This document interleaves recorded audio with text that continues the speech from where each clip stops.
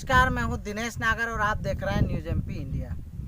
मध्य प्रदेश में इस समय बेहद ही चिंताजनक बातें निकल के आ रही हैं किसानों के लिए। ख़ास तौर से एक तरफ तो अभी प्याज और तमाम तरह की खेती पर प्रकृति ने पानी बरसाया था, जो मावठा गिरा, उस पर किसानों की फसल तबाह हुई है। वहीं दूसरी ओर अभी मध्य प्रदेश में टिड्डी दल का जो है आगमन हो गया है। राजस्थान की बॉर्डर से टिड्डी दल मध्य प्रदेश की सीमा में घुस गया है। उन तमाम चीज़ों को अगर हम देखते हैं तो एक चीज़ ये निकल कर आती है कि 1993 में भी इस तरह से टिड्डी दल सीहोर ज़िले के कुछ क्षेत्र में आया था, जो उस समय सारी की सारी फसल को चौपट कर दिया था। किसान भाइयों के लिए क्या उपाय हैं इस समय अपनी फसलों को बचाने के लिए, वनस्पति को बचाने के लिए?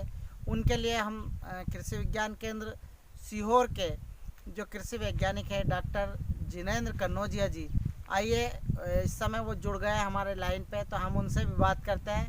जिनेंद्र जी नमस्ते। जी नमस्कार। कन्नौजिया जी, टिड्डी दल जो आया है इसके संबंध में हम चाहते हैं कि आपके माध्यम से क्षेत्र के किसानों को उचित सलाह मिल पाए।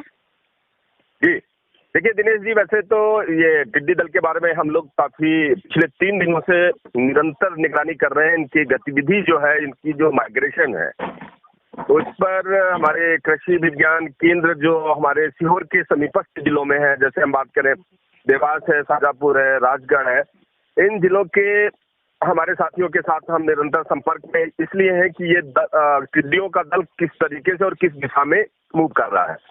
दिनेश जी, मैं आपको बताना चाहूंगा कि परसों रात में ये टिड्डी दल हमारे देवास जिले के एक भाग इनका सोनकच्छ और एक थोड़ा सा उज्जैन से लगता हुआ जो देवास का हिस्सा, वहां पर ये 2 हिस्सों में, मतलब इसके 2 दल बन गए हैं जी। ये 2 हिस्सों में परसों शाम को उनकी सेटलमेंट हुई। वहां पर ये दल टिड्डियों के रुके। उसको कल सुबह ये दल जो सोनकच्छ वाला क्षेत्र है, जहां से हमारे सीहोर जिले की सीमा लगती है, मेहत वाला क्षेत्र, जावर जो हमारी तहसील है, एक टिड्डी दल वहां से मूव करता हुआ, मतलब वहां से उड़ान उसने भरी और ये हमारे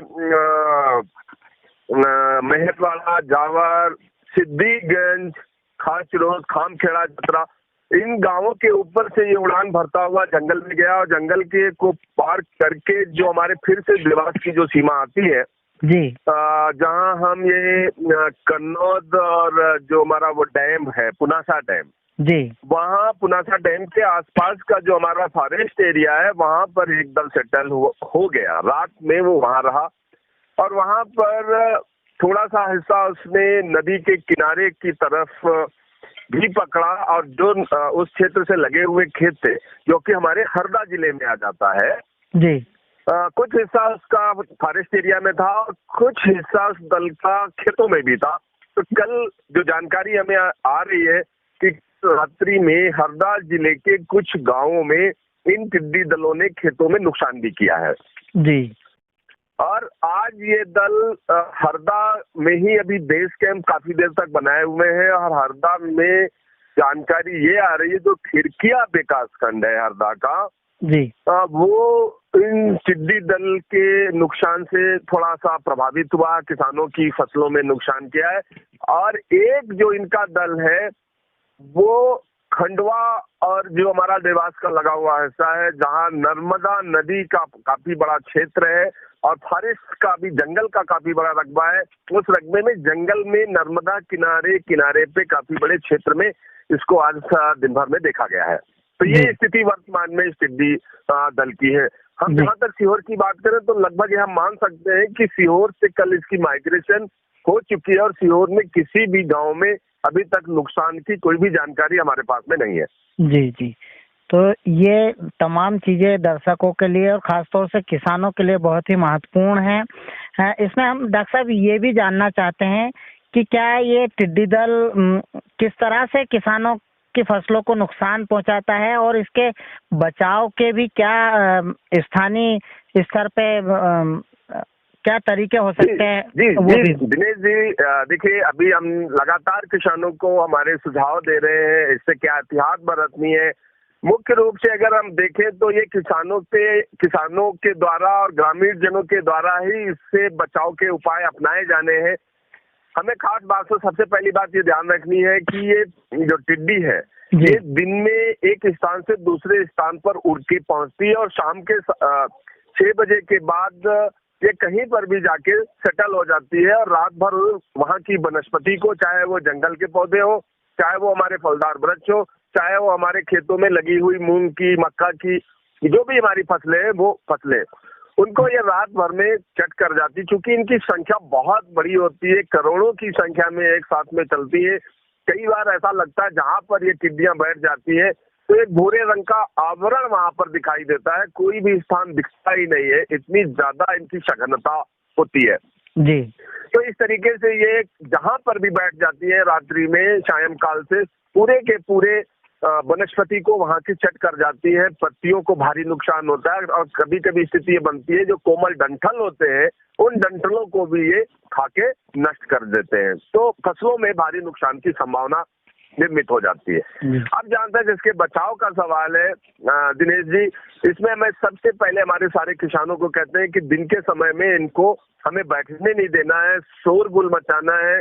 जो भी हमारे आवाज करने वाले जो भी डिवाइसेस है, चाहे वो पीपा है, चाहे ड्रम है, ढोलक है, इस तरीके के यंत्रों के माध्यम से हम टिड्डी दल जैसे हमारा गति पकड़ता है, मतलब उड़ता दिखता है, और हम अपने इनके आवाज के माध्यम से इसको भगाने का, उड़ाने का प्रयास करते हैं, मतलब बैठने ही नहीं देते हैं जी। अब एक समस्या ये आती है कि दिन में तो हम लोग ये सब कर पाते हैं, लेकिन रात जैसे शाम होती है, शाम के समय में यदि ये टिड्डी कहीं ना कहीं तो जाके बैठती है और यदि हमारे किसान के खेतों के आसपास ऐसा हो रहा है तो वहां के लिए जो हमारे एहतियातन उपाय हैं उनमें किसान भाई, जैसे संभावित क्षेत्रों के किसान भाई अपने खेतों के लिए मसाल तैयार कर ले, मतलब रात में मसाल उनको जलानी है खेत के आसपास में यदि टिड्डी का प्रकोप उन्हें दिखाई दे रहा है।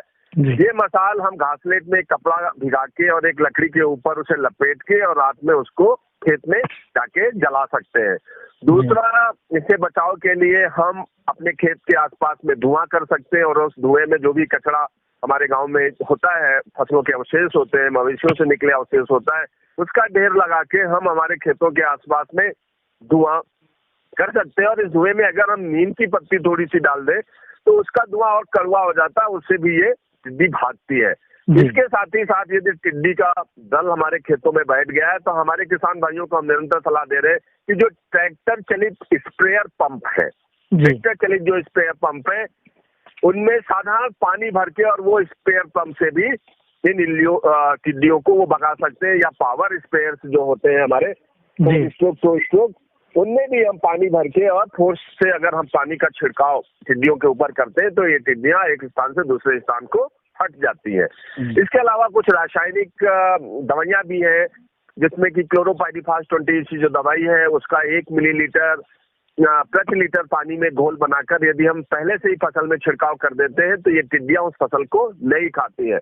इसके साथ ही साथ डेल्टामेथ्रिन है, साइक्लोमेथ्रिन है, ऐसी कुछ ही हमारे कीटनाशक दवाइयां हैं जिनका हम छिड़काव करने की किसानों को सलाह देते हैं। इसके अलावा कुछ पाउडर फॉर्म में क्लोरोपाइरीफास डस्ट के रूप में आता है, तो वो उसका जो 4% डस्ट है वो 10 किलोग्राम प्रति एकड़ के मान से उसको हम छिड़काव कर सकते हैं। तो ये टिड्डियां फिर हमारे फसल को नुकसान नहीं पहुंचाती है, बल्कि वो टिड्डियां कई बार मर भी जाती है। महत्वपूर्ण बात दिनेश जी ये है कि हमें किसी भी स्थिति में हमारे किसानों को सजग और होशियार रहना है। रात जहां भी संभावित इनके प्रकोप के जो क्षेत्र हैं वहां पर किसानों को रात में भी अपने खेतों में निगरानी करने की आवश्यकता है, उसे देखते रहे। यदि उनको लगता है कि प्रकोप है तो जो हमने दवाइयां बताई है या पानी की जो बात कही या धुआं करने की जो बात है, मसाल जलाने की बात है, ये उपाय हमारे किसान भाइयों को, ग्रामीणों को अपनाने की आवश्यकता है। किसी भी स्थिति में टिड्डी को हमें बैठने नहीं देना है। जी जी, तो ये बहुत ही कारगर उपाय आपने किसानों को, खासतौर से दर्शकों को बताया। डॉक्टर साहब, इसमें एक चीज और हम जानना चाहते हैं, खासतौर से दर्शकों की भी जिज्ञासा होगी कि ये इसकी क्या वापसी आने के भी कोई संभावना बनती है क्या? हाँ बिल्कुल दिनेश जी, एक बहुत अच्छी बात आपने अभी यहाँ पर की, जिस पर कि हम लोग अभी बहुत ज्यादा बातचीत नहीं कर पा रहे हैं हमारे किसानों के साथ में। देखिए, ये मैं आपको बता दूं, मूल रूप से ये टिड्डी का जो ब्रीडिंग पॉइंट है, सेंटर है हमारे देश की, अगर हम बात करें तो जो पाकिस्तान और हमारा राजस्थान से लगा हुआ जो बॉर्डर है, उस बॉर्डर स्थल पर इसका ब्रीडिंग पॉइंट है कि जहाँ से ये माइग्रेट होती है दूसरे हिस्सों में। और जी। इस वर्ष ये लगातार हमारे राजस्थान में भारी नुकसान ये टिड्डी पहुंचा रही है। और ये राजस्थान से होते हुए, जो हमारे राजस्थान से मध्य प्रदेश के लगे हुए जो जिले हैं, रतलाम है, नीमच है, मंदसौर है, इन जिलों से, मतलब राजस्थान से ये माइग्रेट होते होते हमारे उज्जैन जिले में इसका प्रवेश हुआ। उसके बाद देवास से हमारे सीहोर का थोड़ा हिस्सा कवर करते हुए आज इसकी जो स्थिति है वो हरदा में है। देखिए, अब मैं यहाँ पे बताना चाहूंगा कि जहाँ जहाँ से ये टिड्डी गुजर के जा रही है, रात्रि विश्राम या रात में जहाँ भी ये दल ठहर रहा है, वहाँ पर इसके अंडे देने की संभावना पूरी की पूरी बनी हुई है जी। और ये पहली बार क्योंकि इस दर से इसका मूवमेंट हो रहा है। और ये टिड्डी जहाँ भी अंडे देगी, उसको जब भी उपयुक्त परिस्थितियां मौसम की मिलेंगी, तो इसके वापस उस जगह पर, उस स्थान पर इस कीट के आ जाने की संभावना बनी हुई है, बढ़ जाती है। देखो, ये संभावना है कि अब टिड्डी क्या वापस आएगी, क्या उसकी अगली पीढ़ी यही पैदा हो जाएगी, इसकी संभावना बनी हुई है। इसको बेशक नकारा नहीं जा सकता।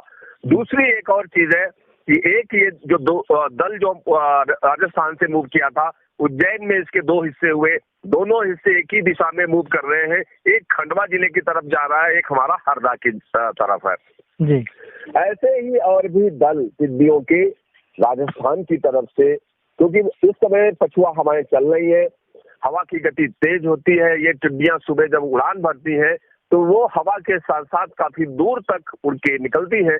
तो पीछे से भी कोई भी दल अगले 5 दिन 10 दिन के बाद भी इसके आ जाने की संभावना बेशक बनी हुई है। फिलहाल अभी रतलाम या नीमच, यहाँ हमारे इन जिलों में अभी टिड्डी का कोई नया दल की सूचना नहीं है।